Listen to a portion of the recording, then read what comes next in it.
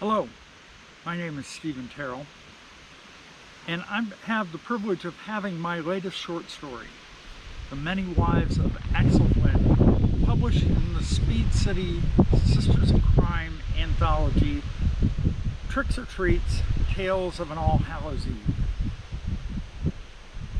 You might ask, why am I here in the cemetery? Well, one reason is a cemetery very much like this one, a small country cemetery, is the focal point of the story. But in addition to that, this feels a little bit like home to me. And I know that sounds odd, but it's like a family reunion. Over my left shoulder, my parents are buried, my maternal grandparents, many great aunts and uncles. And over my right shoulder is where my grandfather and my great-grandfather, my grandmother and great-grandmother are buried.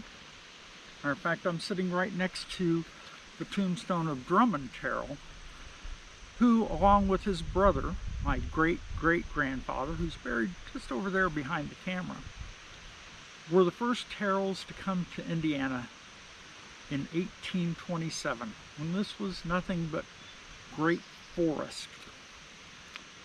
And so it seems fitting to come here amidst all of them, because this story, The Many Wives of Axel Flynn, is inspired by a family legend.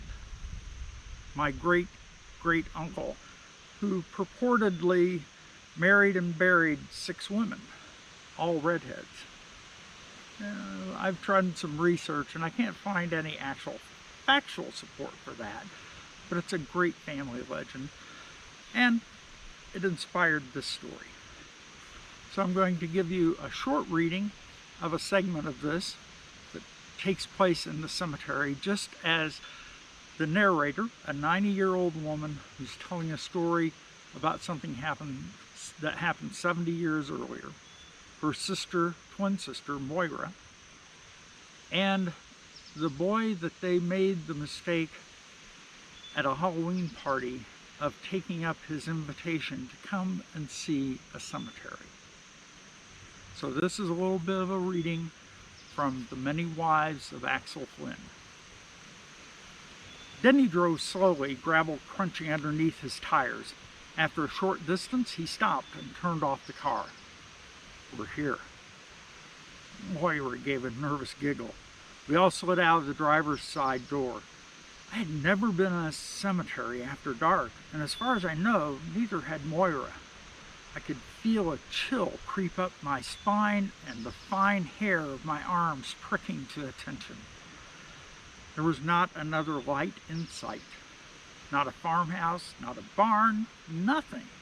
Other than the popping of the cooling engine, we were in complete silence. Summer insects and birds were long gone. The cemetery was cradled by mostly bare trees with few leaves left to rustle in the wind.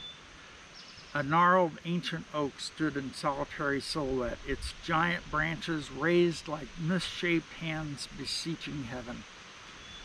I thought I heard a faint gurgle behind the nearby creek carried on the wind, but before I could be certain, the sound faded into nothingness, like a shadow in fog. Heavy clouds danced in front of the full moon, casting it in shades of garnet and rust. Around us, tombstones stood at attention like so many soldiers standing rank and file, their height measuring in death the place of each person occupied in life. Decay was in the air, drying leaves, stands of corn shocks, and fields filled with the last of drying soybeans awaiting harvest. Someplace distant, an owl hooted. I felt myself jump inside my skin. "Spooky, isn't it?" Denny finally said, a smile crossing his face. Moira and I nodded. "I've got a flashlight. I'll show you my great-uncle's tombstone." Denny's flashlight swept around the headstones as he led us up a winding route to the top of a small hill. The light stopped on an obelisk of gray granite, one of the taller headstones. Carved into the stone, untouched by age, was a single name: Flynn. Here it is. This is my great uncle's tombstone. We studied it for a moment. Come around to the other side, Denny said. That's where the story starts. Thank you for listening. Again, that was a reading from The Many Wives of Axel Flynn, which will be among the 19 excellent stories included in the Speed City Sisters in Crime Anthology, Tricks or Treats, Tales of an All Hallows Eve. The book is available online at Amazon and also available at many of your local bookstores. Thank you and have a happy Halloween.